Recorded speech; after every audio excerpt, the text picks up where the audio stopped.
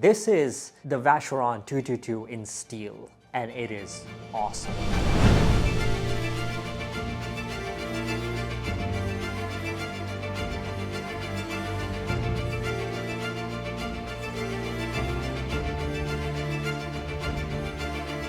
Now, before I get into the video, I just want to take a second and thank each and every one of you for watching the videos, for subscribing, for supporting the channel. The steady growth of this channel is what allows me to get hands-on with all kinds of watches to then talk to you about. So thanks again so much for your support. It is the 270th anniversary of Vacheron Constantin, and to celebrate that, they've released the legendary 222 in steel.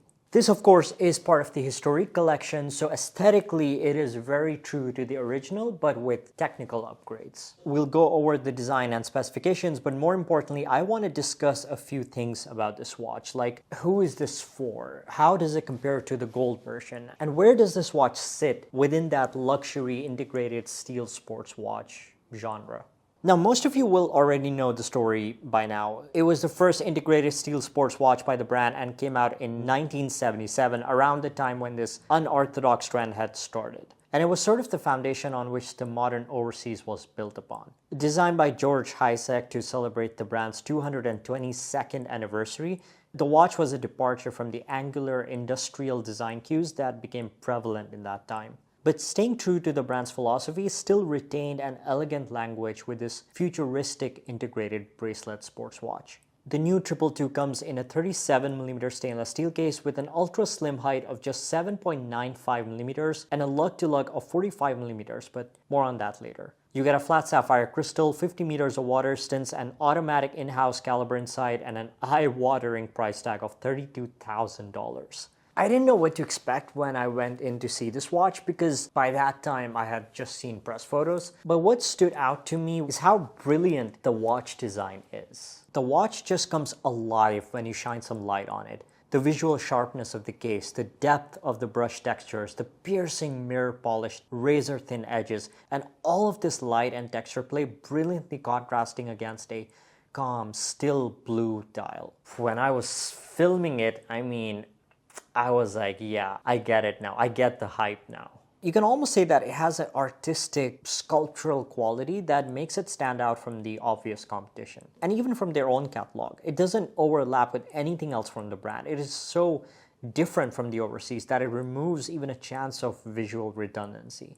And it's also precisely because of that light play of the case and bracelet that I like the fact that it has a toned down blue dial instead of the brighter sunray dial of the overseas. And that thin, linear brushing, it just adds an indescribable visual sharpness to the design. On my 6.2-inch wrist, the watch does wear larger than its dimensions would suggest, and that's mainly because of the fact that it wears more like a cuff, giving it a strong wrist presence. The butterfly clasp is fantastic. It's compact, solid, and doesn't feel flimsy, even though it's extremely slim. This watch has the same movement as the gold version, which is the automatic in-house caliber 2455-2.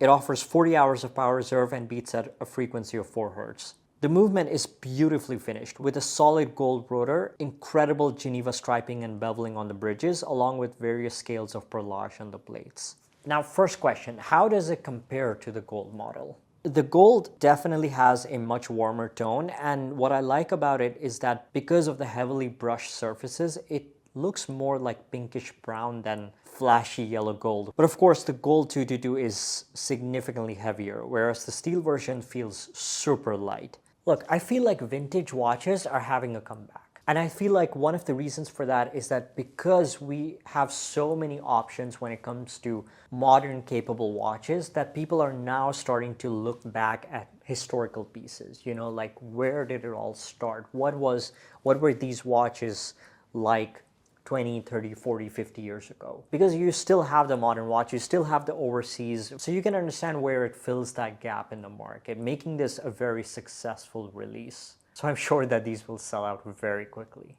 That's it for me. What do you guys think? Let me know in the comments. Do you prefer this or the gold version? Would you be getting one? If you enjoyed this video, don't forget to like and subscribe, and I'll see you in the next one. Take care.